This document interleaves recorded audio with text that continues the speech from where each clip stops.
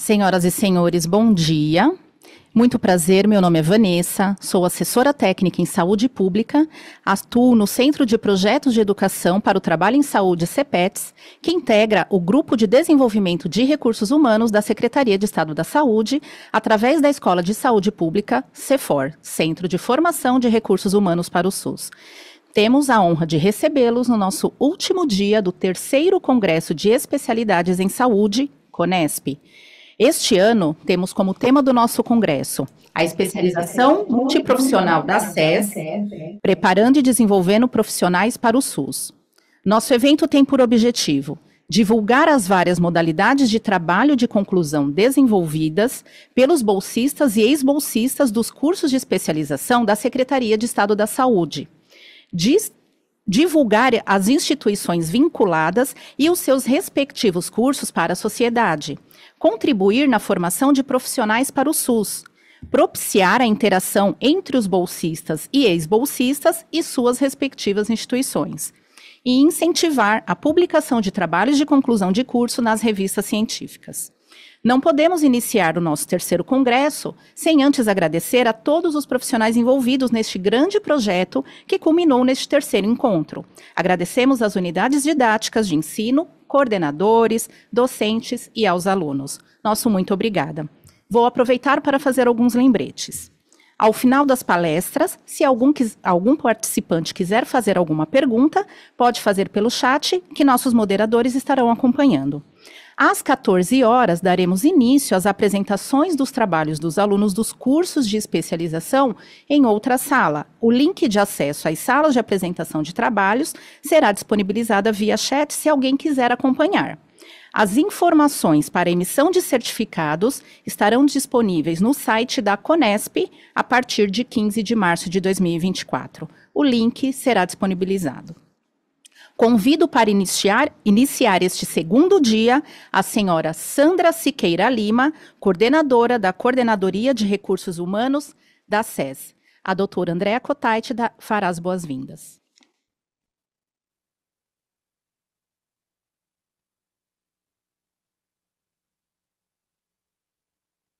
Está fechado o áudio da Cotait. Bom dia a todos e a todas. É uma honra estar aqui abrindo o nosso segundo dia do terceiro congresso, né, do terceiro dia do nosso CONESP.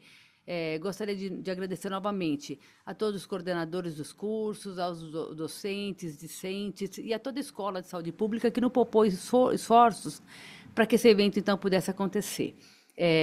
Quis fazer a abertura hoje para poder agradecer a Sandra. Sandra é a nossa coordenadora de recursos humanos, a escola está ligada à coordenadoria de recursos humanos, e ela é uma pessoa que tem nos dado bastante estímulo, que ela tem propiciado tudo o que a gente precisa para que a gente consiga, então, fazer com que essa escola seja uma escola bastante diferenciada, com projetos em todos os seus alcances. Então, a gente tem, a partir do momento que você entrou, Sandra, tem nos ajudado a olhar para a escola de uma maneira diferente, e a gente tem conseguido, então, atingir o nosso trabalho, não só na pós-graduação, como em outras áreas. Então, muito obrigado pelo seu apoio, pelo seu incentivo, pela sua participação em nossos projetos. A palavra é tua agora.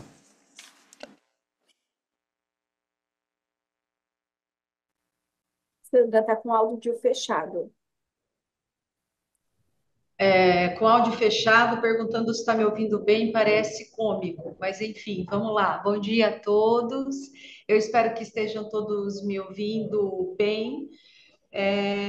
Obrigada, Andréia, Vanessa, Thaís e toda a equipe da escola, que, sem sombra de dúvida, a gente percebe o tremendo esforço para o desenvolvimento das atividades do ponto de vista da diversidade de assuntos que a escola está tocando, com um grupo pequeno de pessoas, mas que, com certeza, no tamanho de cada um, é um grupo bem grande, bem robusto e bastante importante para a secretaria.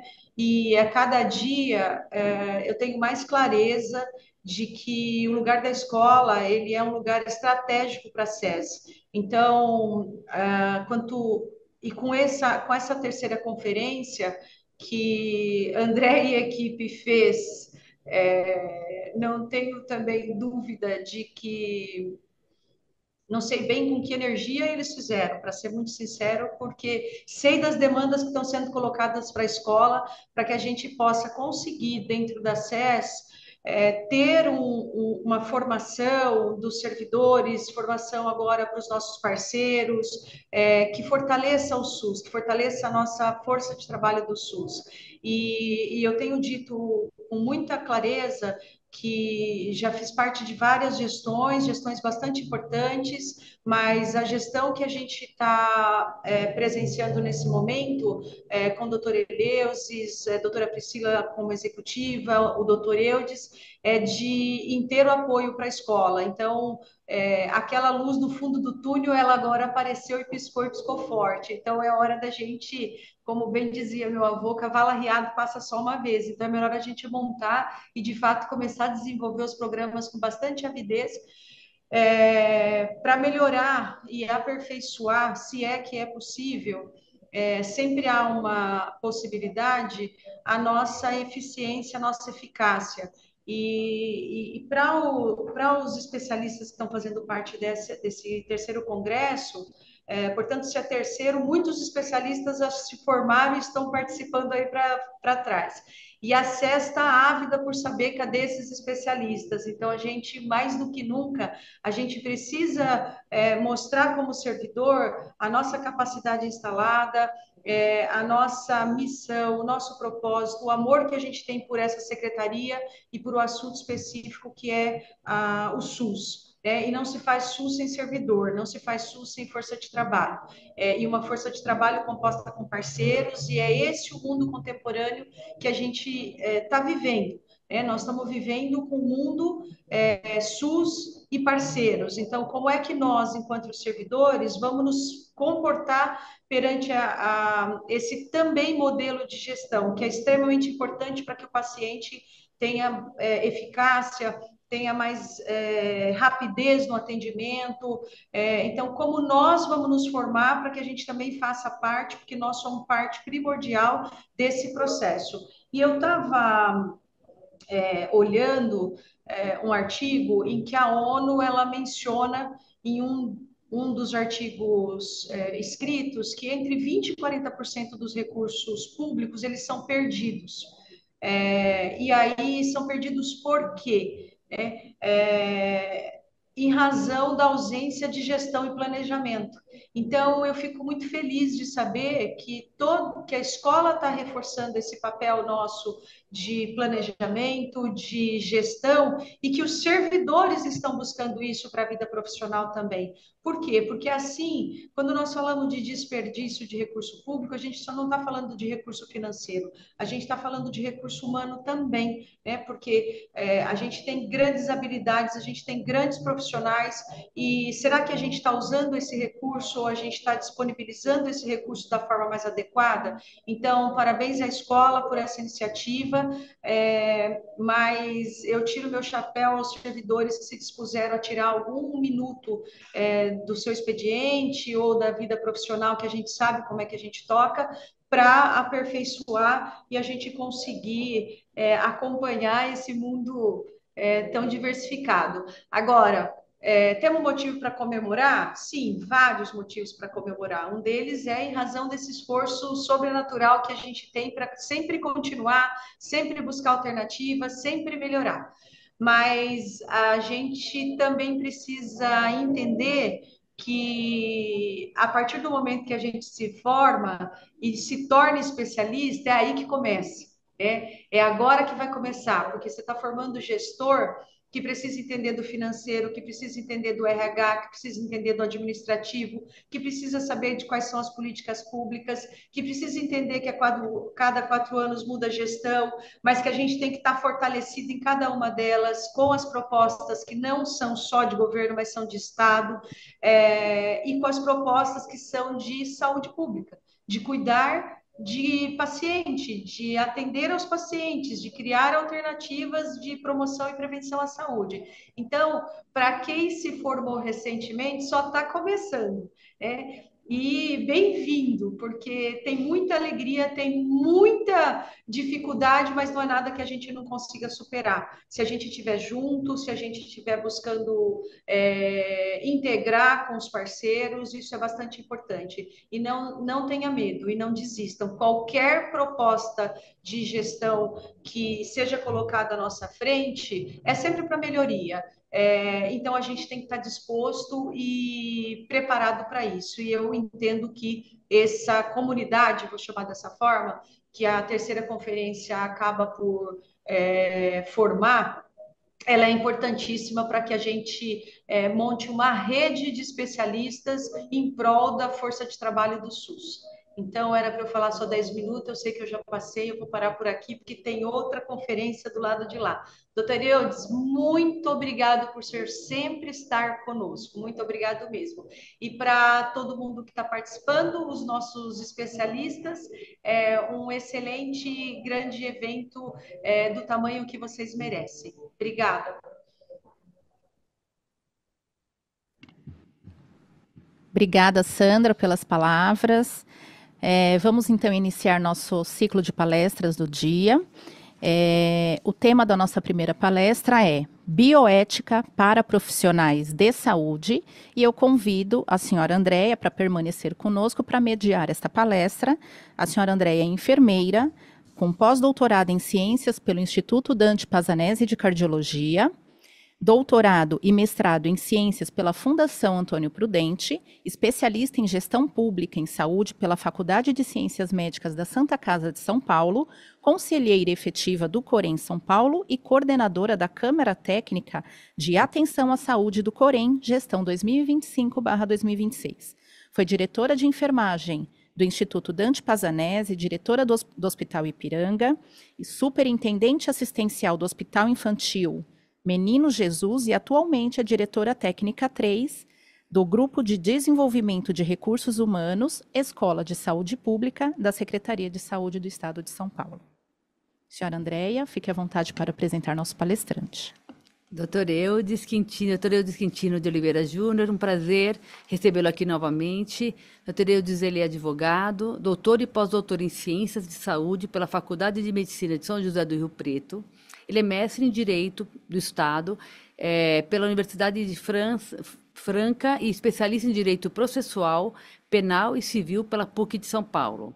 Promotor de Justiça, aposentado pelo Estado de São Paulo, atua como professor em diversas instituições de ensino, com destaque para bioética e biodireito.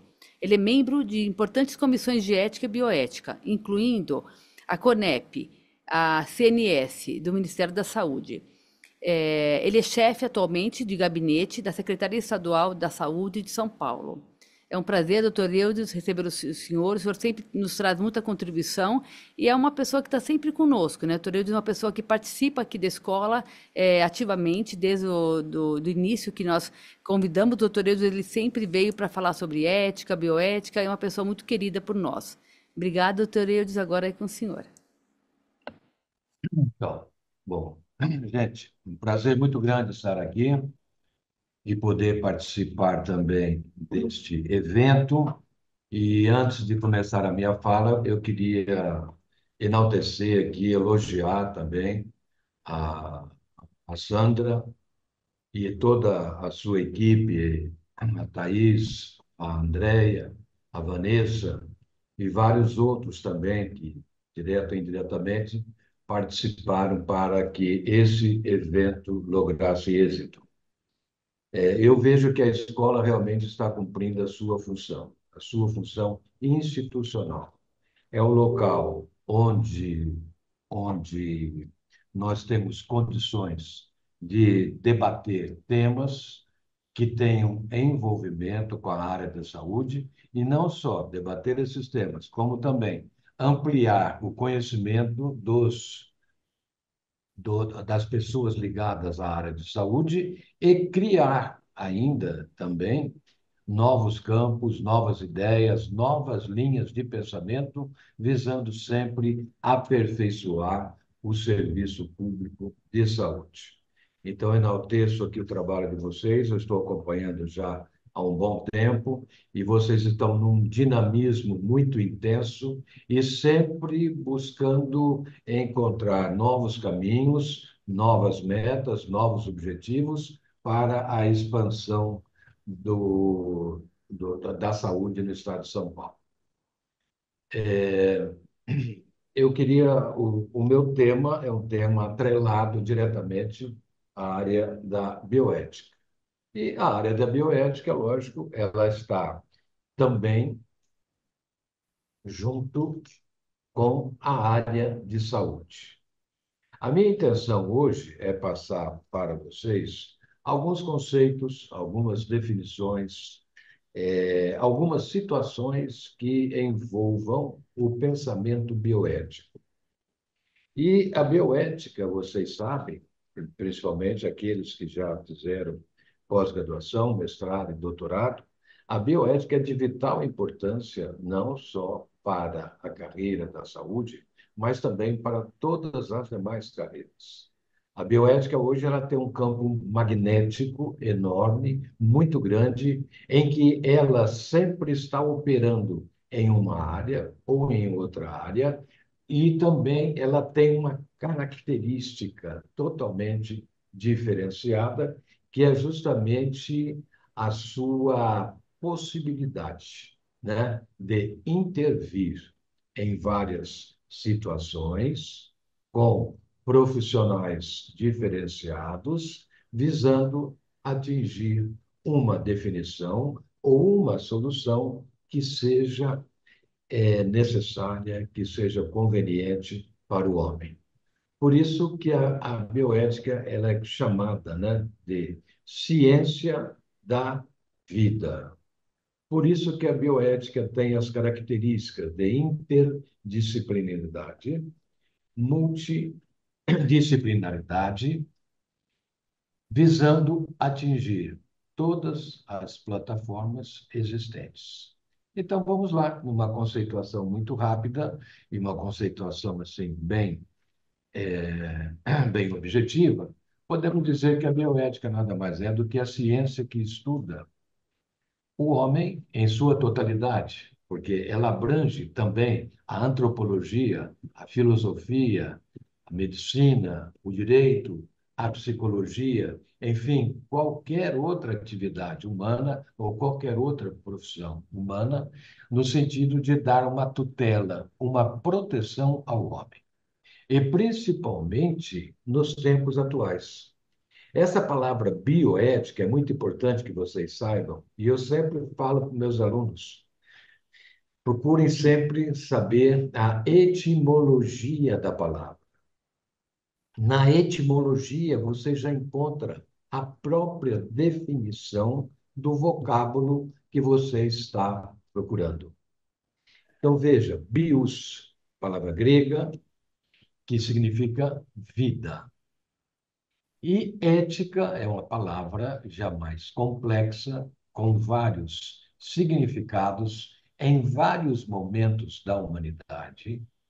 E é até difícil conceituar ética, porque esta conceituação ela é mutável dependendo do Estado, dependendo da nação, dependendo da cultura do povo. Mas para que vocês tenham uma ideia a respeito da palavra mesmo, bioética, a ética, para os gregos, também é uma palavra grega, e ela foi introduzida por Aristóteles.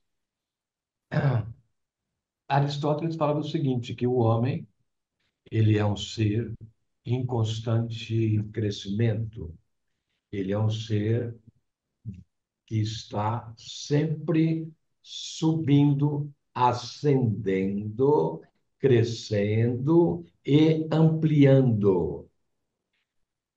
Esse processo ele chamava de busca da perfeição. Busca da perfeição por quê? Porque a bioética para eles, e principalmente no pensamento de Aristóteles, tinha um significado de perfeito, a pessoa perfeita.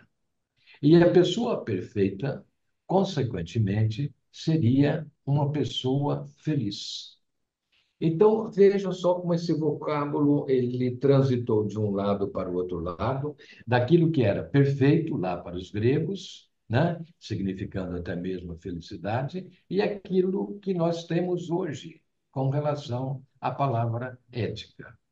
E Aristóteles escreveu um livro que é muito interessante, chamado Ética a Nicômaco. Nicômaco era seu filho. E ele escreveu esse livro visando ensinar a ética para o próprio filho.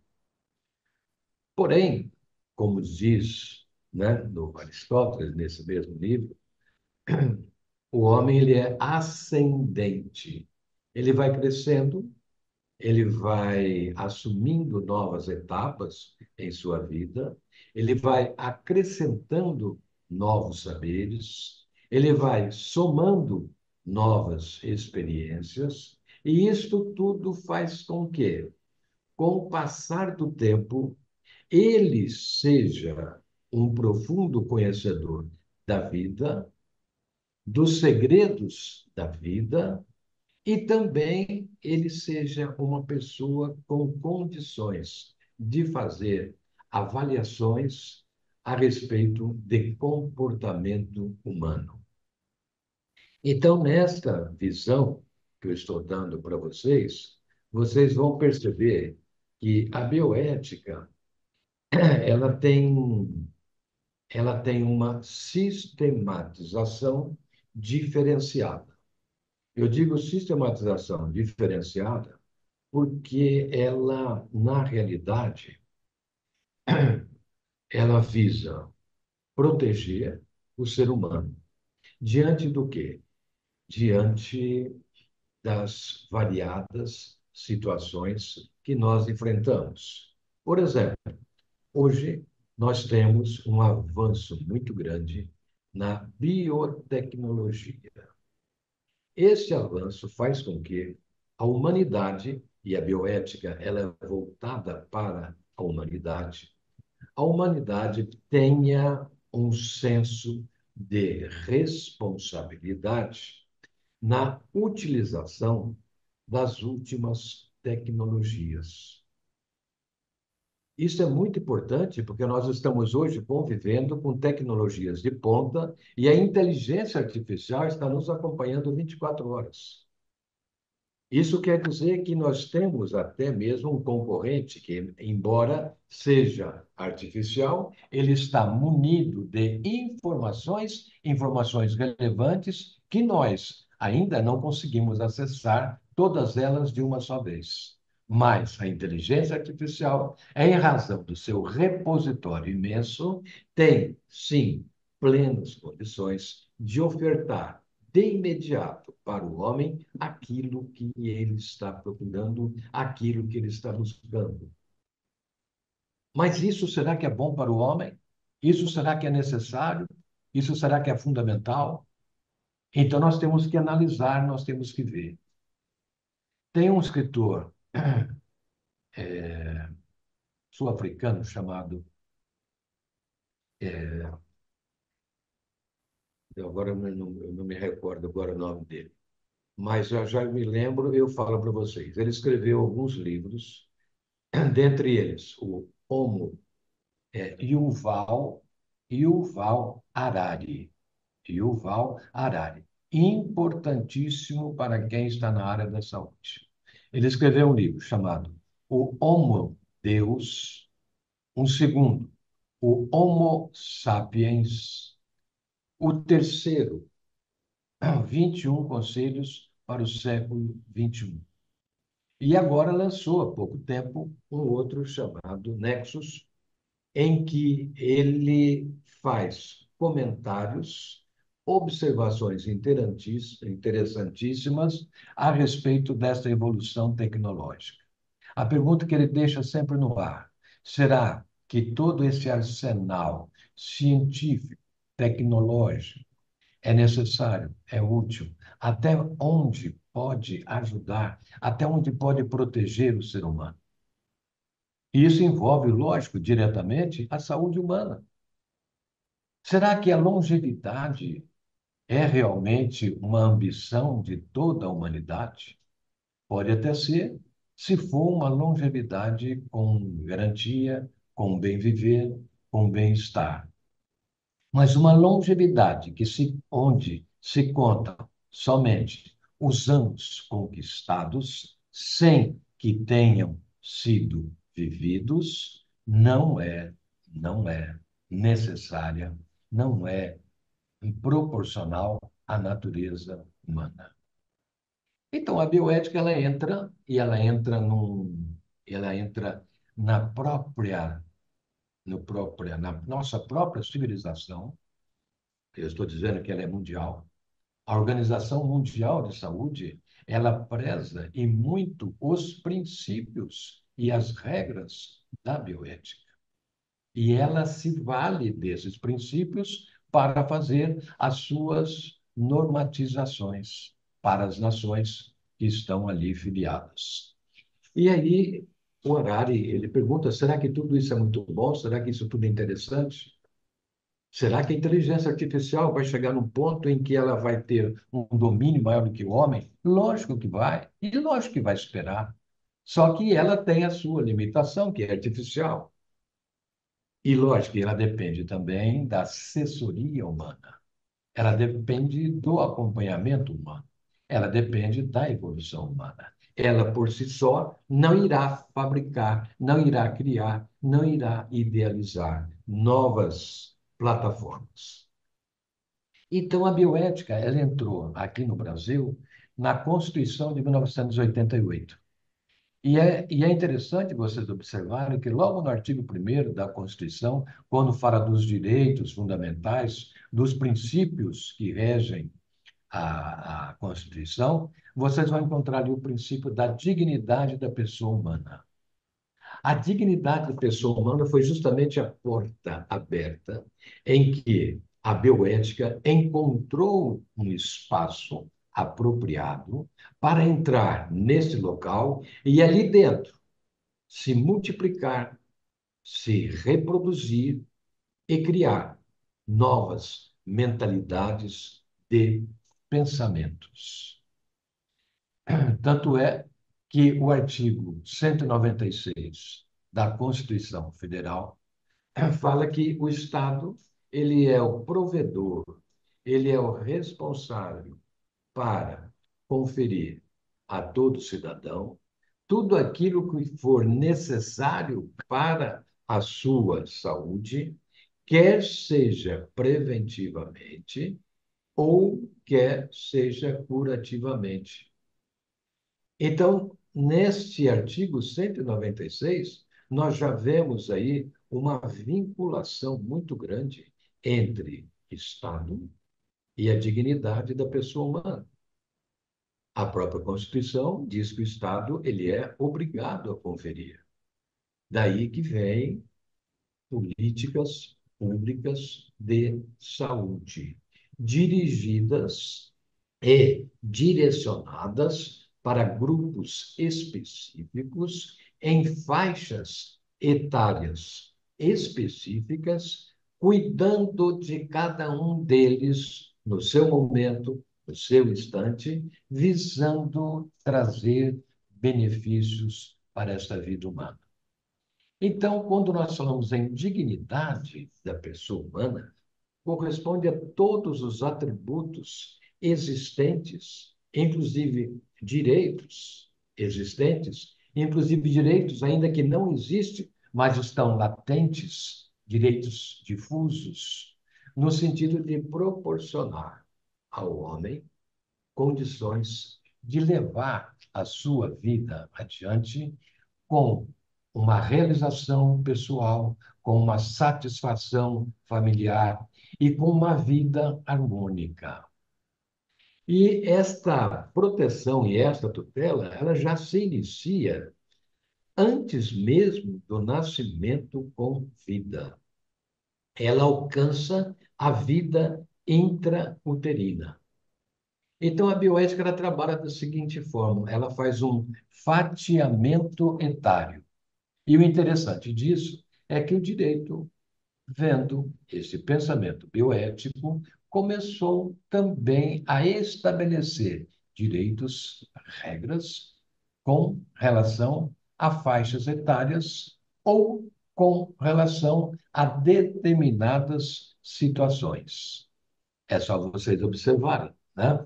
Nós temos a política da primeira infância, por exemplo, que vai até 6 meses. Existe uma lei própria estabelecendo isso.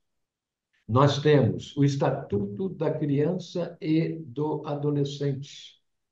Da criança e adolescente, por quê? Criança até 12 anos, acima até 18, adolescente. Ela tem que ter direitos diferenciados das demais pessoas, porque elas estão numa fase de formação de caráter, numa fase de conhecimento das coisas. Então, aquilo que vale para ela já não vale lá para o idoso.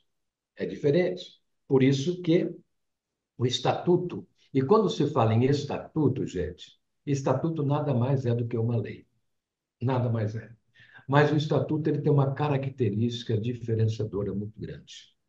Estatuto significa vamos reunir todas as pessoas em razão da sua faixa etária ou em razão dos seus problemas de saúde, colocá-las num local adequado e ali estabelecer direitos próprios e específicos para cada grupo escolhido.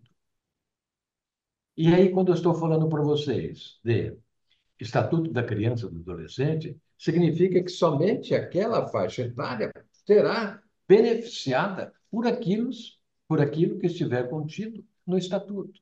E o que está contido no Estatuto? Tudo aquilo que for necessário, conveniente, adequado, proporcional, recomendável para a pessoa humana. Então, quando você fala, né, você fala é, em criança e adolescente, você tem que ver que acima de 14 anos já é adolescente. E como adolescente, exige um tratamento diferenciado. Depois nós temos um outro chamado Estatuto da Juventude, que pouca gente conhece. Esse estatuto abrange 15 a 29 anos. Então, ele pega uma parte do Estatuto da Juventude, do Estatuto da Criança e do Adolescente, e pega outra parte que é do Estatuto da Juventude. Por que isso? Porque é justamente aquela fase em que o jovem está entrando para a vida acadêmica ou entrando na vida profissional e ele precisa de um amparo diferenciado do próprio Estado. Aí vem depois o Estatuto do Idoso. Olha só. Então, o Estatuto do Idoso, ele não tem nada a ver com o Estatuto da Criança e do Adolescente. E também não tem nada a ver. São fases estanques da vida. Mas acontece que, em cada uma delas, há, sim, a necessidade de se estabelecer regras protetivas para o ser humano. E se não bastasse o Estatuto do Idoso, nós temos um outro estatuto que nós chamamos do Estatuto do Superidoso. Ele está previsto na Lei 13.466 e ela é de 2017. Superidoso porque compreende idoso acima de 80 anos. E olha que interessante. Pelo andar da carruagem, daqui mais ou menos uns 10 anos, nós teremos um outro estatuto do ultra-idoso, vamos colocar assim, 90 anos de idade. Porque a longevidade está se aproximando. A longevidade, ela começou a existir. Por quê? Porque a própria medicina, a própria proteção à saúde, ela está tomando uma outra forma e está buscando ampliar, e em muito, a qualidade de vida para que a pessoa possa atingir patamares maiores. E isto é bom quando tiver a qualidade de vida, conforme eu já falei anteriormente. E esse estatuto do idoso, com 80 anos, e agora você vê, o idoso com 60, ele já ficou muito novo, porque nós estamos tratando agora do idoso com 80, e depois nós vamos tratar com o idoso de 90 anos. E isso tudo demonstra que, na realidade, nós somos cíclicos. em nossas faixas etárias. Por isso que faz-se este fatiamento etário. E na proteção uterina, nós temos, sim, a proteção para o embrião. O embrião, ele é protegido, ele é tutelado, no sentido de conferir à mãe gestante as melhores condições para que o nascimento seja um nascimento com dignidade. E aí vem uma questão, hoje, que é uma questão altamente bioética, para se saber, mas o embrião humano já significa uma vida humana? O Supremo Tribunal Federal foi chamado para decidir uma ação direta de inconstitucionalidade com relação a uma lei que é a lei número 11.105, e no artigo 5º dela fala o seguinte: poderão ser utilizadas células tronco-embrionárias para fins de pesquisa e terapia, desde que os embriões estejam congelados ou criopreservados há mais de 3 anos. Desde que esses embriões não serão utilizados na procriação. E a última condição é que haja a anuência, a concordância dos genitores. E é assim que está na lei: concordância dos genitores. Quem são esses genitores? O homem e a mulher, que querem atingir a sua prole, mas não conseguem pelo método convencional. Buscam uma clínica de reprodução assistida, cada um oferece aí o seu material genético, o médico vai fazer a manipulação e criar os embriões. Esses embriões serão criopreservados, serão congelados em um balão de nitrogênio, altíssima temperatura, lógico, devidamente qualificado, devidamente credenciado ali. Quando o Supremo foi chamado para decidir quando se inicia a vida humana, podemos dizer dessa forma, ele falou o seguinte: nós temos que distinguir o embrião intraútero e o embrião extraútero. Essencialmente bioético. Essencialmente bioético. Embrião intraútero, ele tem toda a proteção legal. Tanto é verdade que não se pode fazer o abortamento se não estiverem presentes as condições previstas no Código Penal. Qual seja? Primeiro, para salvar a vida da gestante. Segundo, se resultou essa gravidez de estupro. E nós temos ainda uma terceira modalidade que não foi inserida no nosso Código Penal, mas foi uma decisão do Supremo Tribunal Federal. Também pode fazer o abortamento quando se tratar de feto anencefálico. Então, nessas três possibilidades, você está diante daquilo que nós chamamos de aborto legal.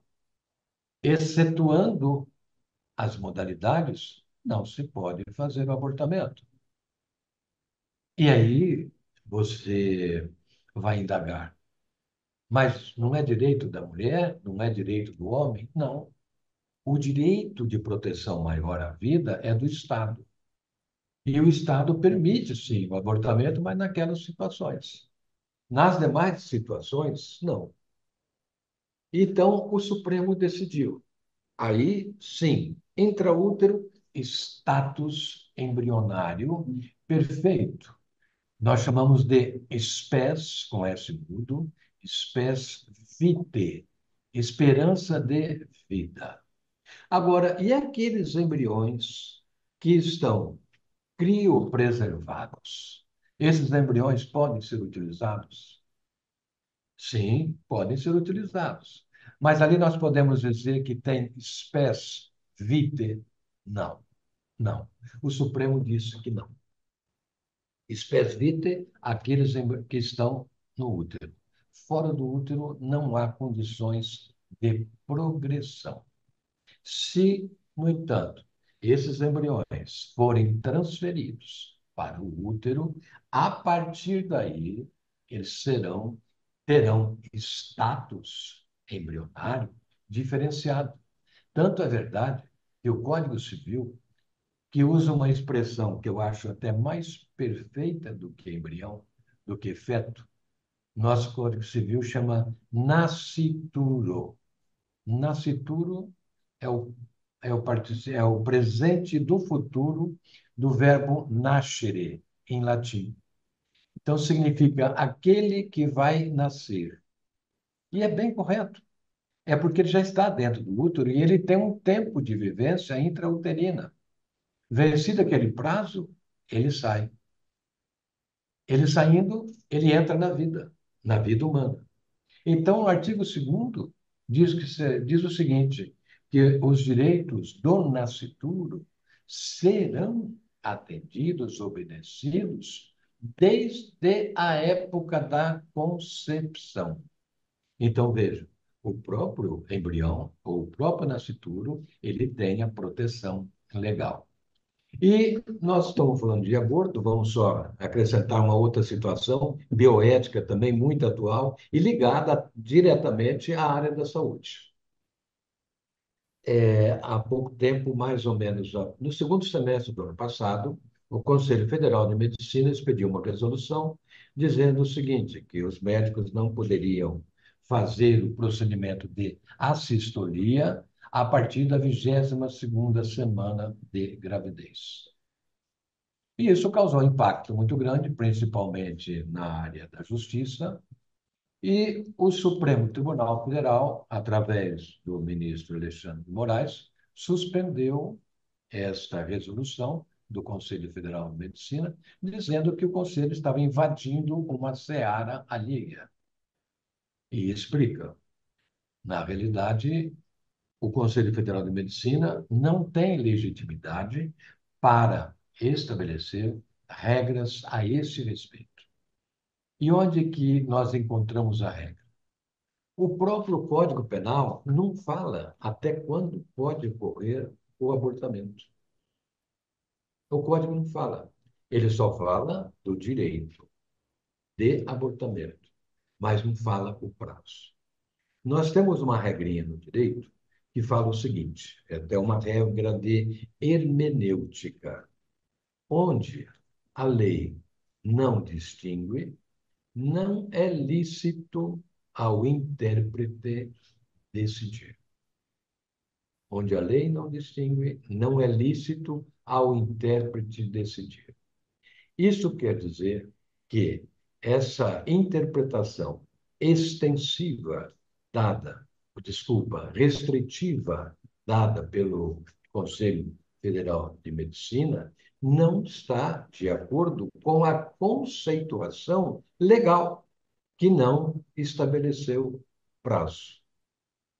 E aí passa a ser uma questão bioética e uma questão também jurídica.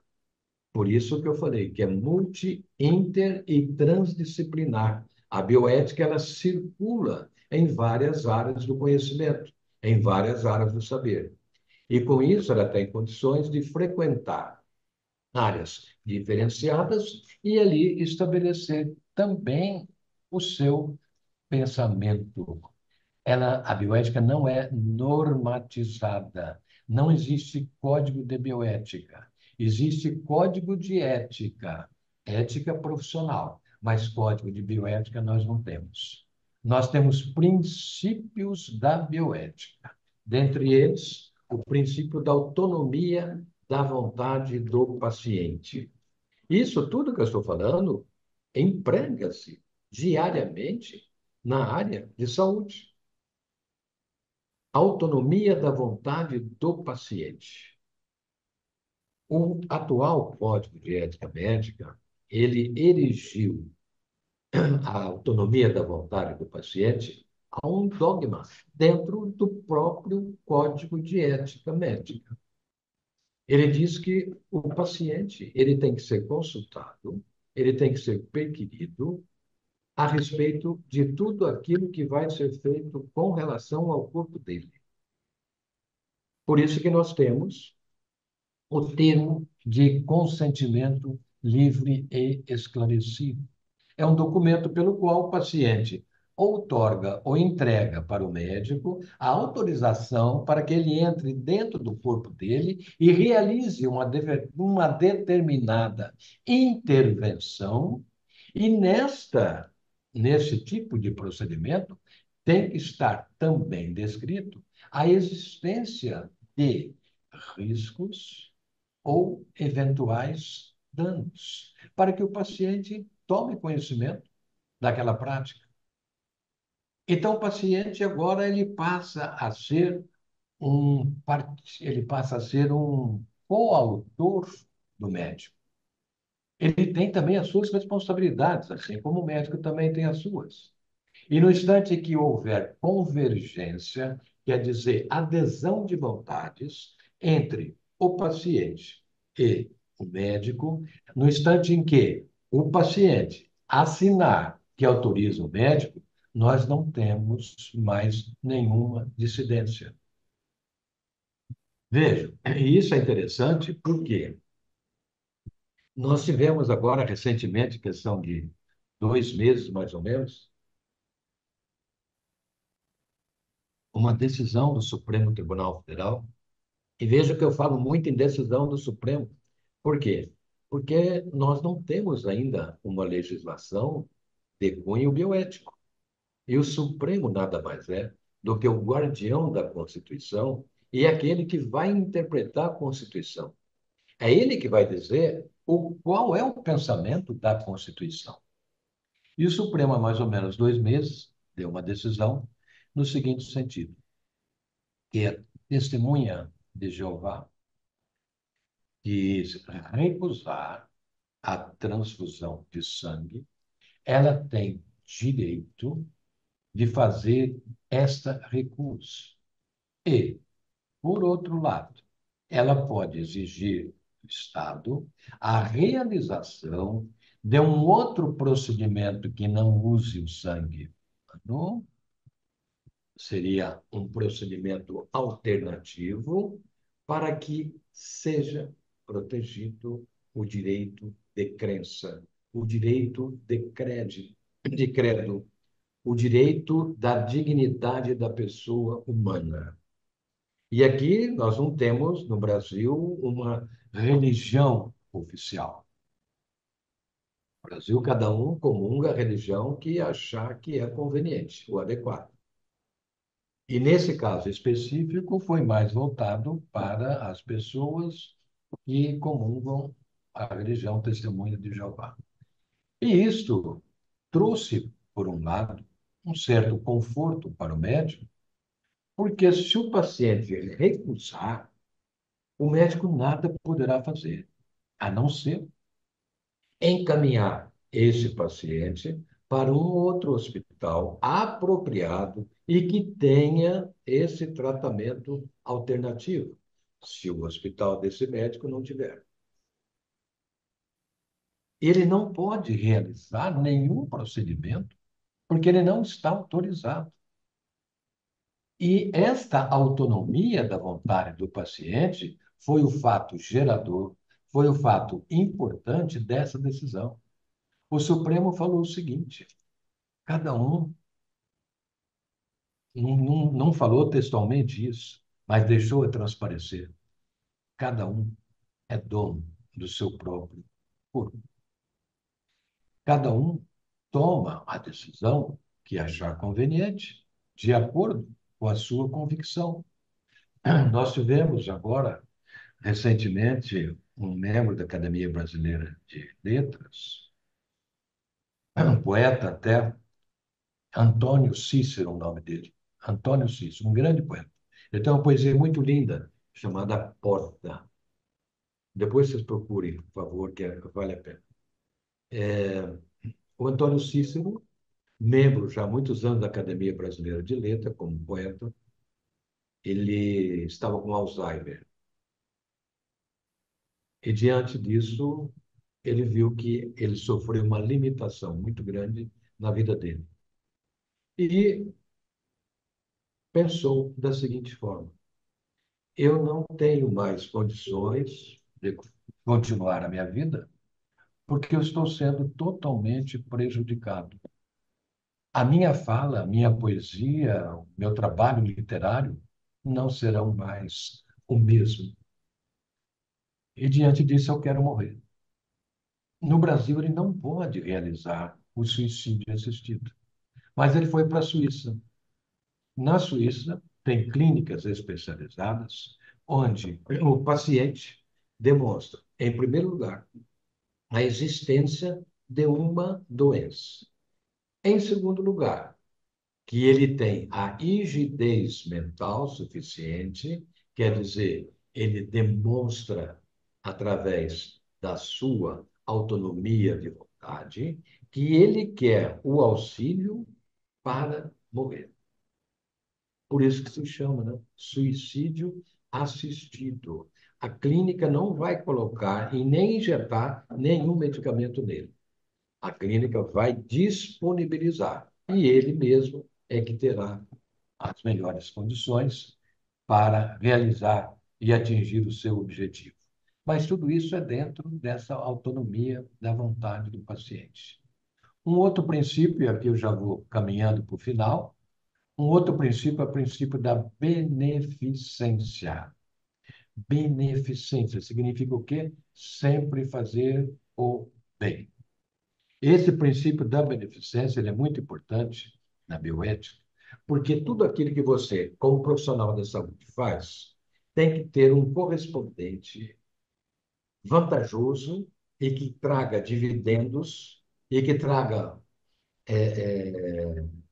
recursos ou melhores condições para o homem. Então, num determinado procedimento médico, seja cirúrgico ou não, esse princípio tem que prevalecer, porque ele que vai balizar toda, todo o envolvimento daquele paciente. É ele que vai estabelecer as diretrizes, vai estabelecer as regras. E a regra qual que é? É maximizar cada vez mais os benefícios e minimizar os eventuais danos e prejuízos. Então, você vai entrar no princípio da proporcionalidade. E pode ser até que, em determinada situação, de um lado, há uma vantagem muito grande em termos de benefício, mas pode trazer malefício para uma outra situação que não está atrelada a essa doença. E aí, o que você vai fazer? Você tem que analisar qual é o benefício maior, qual é a situação bioética mais confortável. E mesmo trazendo aqui um eventual malefício, se trouxer aqui um benefício que seja sustentado e que traga dividendos de saúde para o paciente, é lógico que ele vai vingar. E o outro princípio é o princípio que nós chamamos de princípio da isonomia, o princípio da igualdade, ou o princípio da distribuição da justiça na saúde. Então, nós temos as políticas públicas, por exemplo, de medicamentos de alto custo. Se esse medicamento existe no exterior e fez bem, e ficou comprovado que ele trouxe os resultados necessários, é importante que também uma pessoa que resida no Brasil, seja um cidadão, que tenha a sua dignidade, que essa pessoa também pode ser beneficiada com aquele medicamento. Daí que vem as políticas, né, de medicamentos de alto custo. Ou até mesmo fazer a judicialização, entrar com uma ação na justiça, obrigando o Estado ou a União a realizar determinado procedimento ou a realizar a compra de um determinado medicamento. É lógico que, em sendo medicamento importado, o Supremo Tribunal Federal estabeleceu também essas regras, em razão do alto custo desses medicamentos. E também pensando que pode ter medicamentos correlatos, similares, que possam atender à situação daquele paciente. Mas isso é uma questão para uma outra conversa, isso é uma questão para uma outra discussão, porque o nosso tempo aqui já está terminando, né? Só finalizar. Quem trabalha na saúde, e a saúde, vocês sabem, é um local diferenciado. Eu passei minha vida de funcionário como promotor de justiça, membro do Ministério Público, 30 anos, me aposentei como promotor. Hoje estou servindo aqui a Secretaria da Saúde, aprendendo muito na área da saúde. Eu tenho minha formação, né, do direito, mas eu também fiz minha formação de doutorado e pós-doutorado na área da ciência da saúde. E então, o profissional de saúde, ele é diferenciado dos demais funcionários. Ele tem um comprometimento diferenciado. Ele tem um dosador diferenciado. Ele tem uma dedicação mais extremada. Por quê? Porque ele está lidando ali com vidas humanas. Ele está lidando com gente, ele está lidando com dignidade. Ele está lidando com seres humanos que estão querendo receber saúde. Então, essa conversa nossa, apesar de ter sido muito pouco tempo, essa conversa nossa serve para que vocês continuem nessa mesma linha de pensamento e realizando cada vez mais os seus procedimentos e realizando as suas tarefas para que vocês possam atingir um grau maior, até um grau de perfeição, de acordo com a definição de Aristóteles. Eu termino por aqui, fico à disposição se alguém tiver alguma dúvida, alguma pergunta, estou pronto para responder. Muito obrigado a todos. Doutor Eudes, obrigado. Como sempre, né, é uma aula de vida, né? Não é só uma aula. Temos perguntas, sim. A primeira pergunta, ela é da Selma de Almeida. Ela pergunta assim: doutor Eudes, será que a ética é algo que aprendemos principalmente através da família, hábitos e ambientes? Ou ela pode ser uma influência genética? Espera um minutinho só. Me responda novamente, me faça a pergunta, porque o som aqui está muito baixo, eu não ouvi direito. Pode falar. A pergunta é: será que a ética é algo que aprendemos principalmente através da família, hábitos e ambientes? Ou ela pode ser por uma influência genética? Muito interessante a pergunta.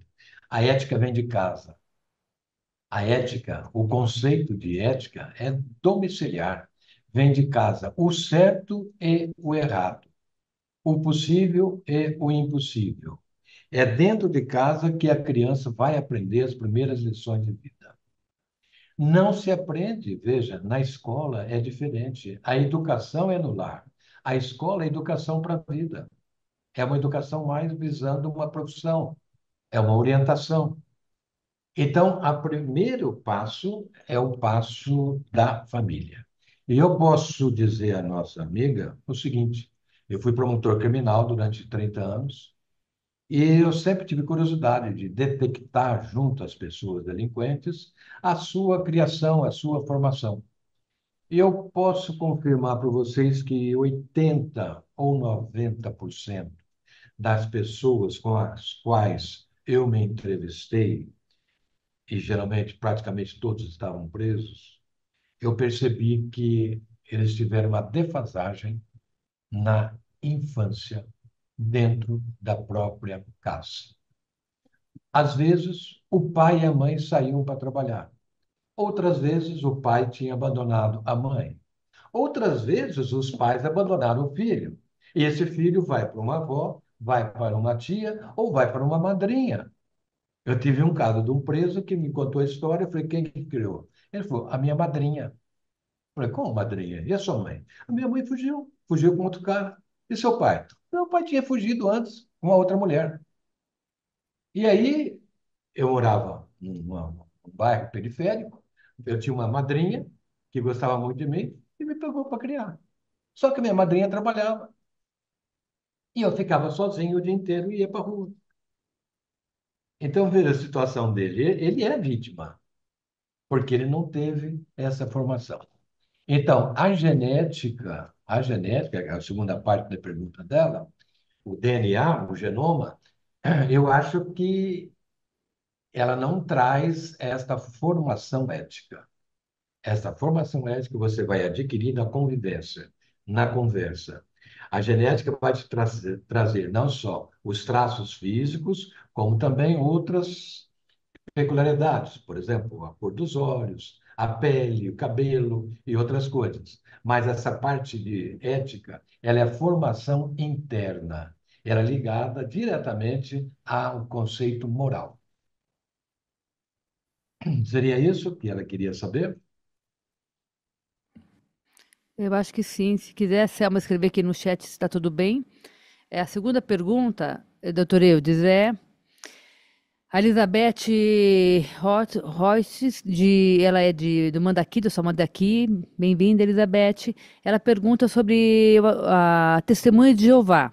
Se em caso de crianças de urgência e for uma criança ou paciente, como isso acontece? Se Tá, é diferente de adulto.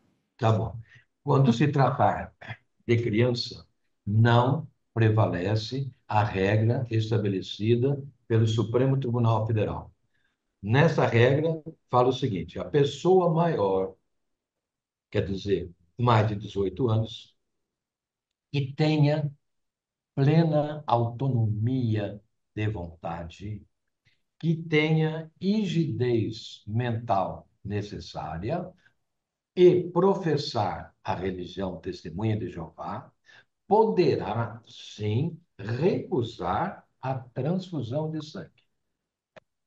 Se, porém, for menor ou for incapaz, não prevalece esta regra. Entendeu? Menor de 18 anos. Pode transfundir? Pode. E o pai e a mãe não querem, mas aí não prevalece essa regra. A criança ela não tem ainda autonomia da vontade. Então ela não pode decidir por ela, e nem os pais. Então prevalece a regra antiga, pode transfundir. O incapaz de 45 anos, ele é maior de idade? Sim, maior de idade, mas ele é incapaz. Ele não tem condições de definição na sua própria vida. E quem que vai decidir por ele? O Estado. E o que que o Estado faz? Não, aqui pode transfundir, porque ele não tem autonomia da vontade. Então, o fato do pai ou a mãe não aceitarem, agora já não tem mais nenhum impedimento. Então, a regra que prevalece é essa. Maior de idade, sim, recusa. Menor ou incapaz, aí não.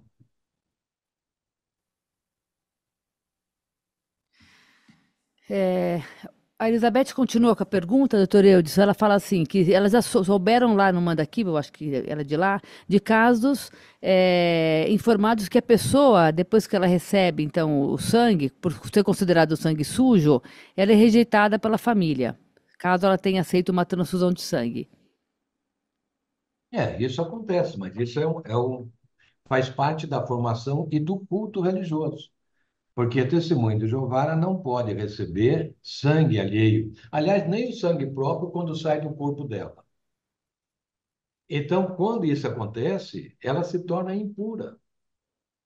E aí ela é rejeitada não só pelos familiares, como também por todas as outras pessoas ligadas a essa religião. Mas é uma situação que a bioética não pode entrar, porque faz parte de um grupamento humano diferenciado.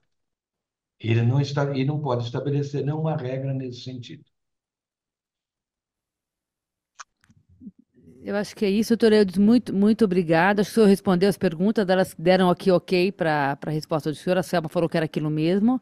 Queria agradecer novamente muito o senhor, a participação aqui na escola, como o senhor sempre aceita né, com o coração sempre alegre de falar, bem, vou, né, a gente mal faz o convite, o senhor está sempre pronto para nos ajudar a participar, o senhor enriqueceu muito o nosso evento, como sempre, e eu espero contar com o senhor nos próximos eventos, que a gente nunca esquece do senhor e nunca deixa o senhor esquecer da gente. Muito obrigada pela participação, pelo carinho de sempre e pela excelente explanação. Acho que não tem nem o que comentar, acho que todos aqui escreveram maravilhoso, parabéns, excelente, interessante, importante para nossa assistência, para nossa clínica.